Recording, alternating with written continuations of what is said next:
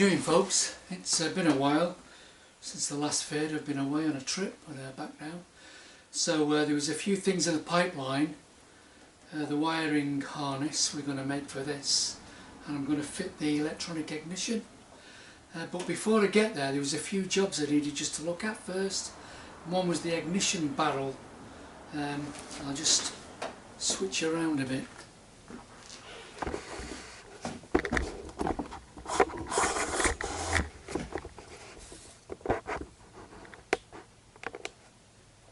Yeah, the original ignition barrel that came with the bike only had one key, and it is very, very tight. So I was just going to get an original barrel, but I've done a couple of these before with this switch WW10145 Lucas, and I think I can't remember about this one, but the one I bought for the B25 was £7.70, but they're not exactly the perfect match, very, very close, but the key and barrel is a double-sided key, so really good quality stuff, and two keys either way in. So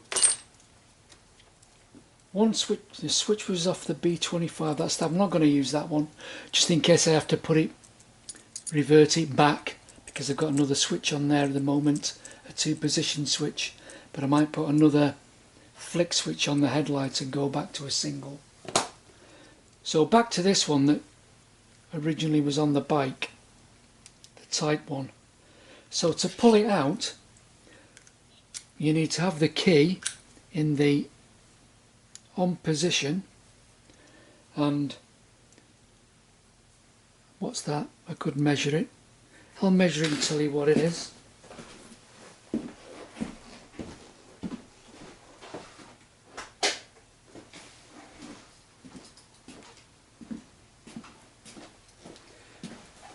.5mm.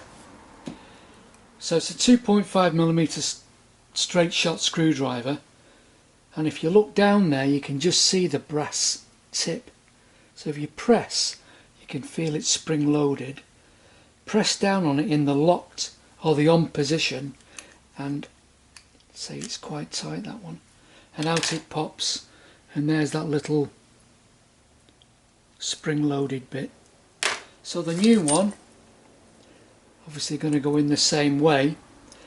Don't put it in, if you go to put it in the other way up, you might get it in, but you'll never get it back out, because there's no hole on the other side and it doesn't revolve round far enough for you to press it in, so you'd probably end up having to drill another hole in this. So, and there is a bit of a lead on the correct way in, which is aligned with this and the pip. If it goes the other way up, you might be able to waggle it in, but you'll never get it back out, so make sure you're over the hole when it goes in. So just give it a tweak, and it does stand proud by about 1mm, but you know, it's not the bare barrel, it's the actual chrome bit anyway, and oh, that's a lot freer. Plus I've got two keys, so it's a good mod. So that's going to go on. So that was the part number for that, WW10145. The rubber boot has given way, perished, so I have got a new one of them, and it's not that, it's that. Here's the new boot. These are £4 and a bit or something, various places. So the part number for the rubber boot, which obviously tucks in quite nicely,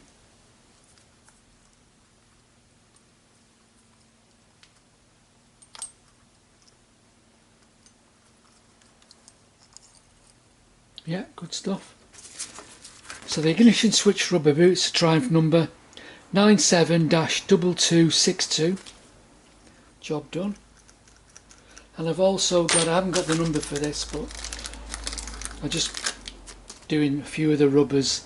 This is the rubber from the for the oil pressure switch.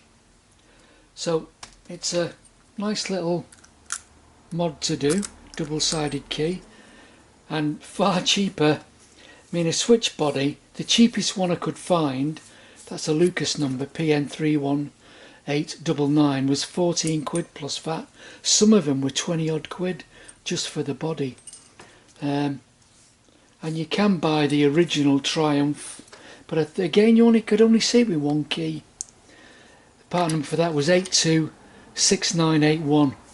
Again, £7 odd for a tumbler and a key. So £7.70 for a double-sided and, you know, good quality. It's well worth a go. So that's going on, and the other rubbers are going on. Harness is going to get made, and the original points and everything's coming out. It's a test rig we're going to be using for the electronic ignition. So in the next few days, next video is coming on, and yeah, it's going to be the wiring harness and the electronic ignition. Probably the electronic ignition first, while I know the wiring is right. So we'll just prove that that works out okay. We're going to do a couple of tests with it as well before we fit it, and then we're going to make the wiring harness. So we'll catch you on the next one.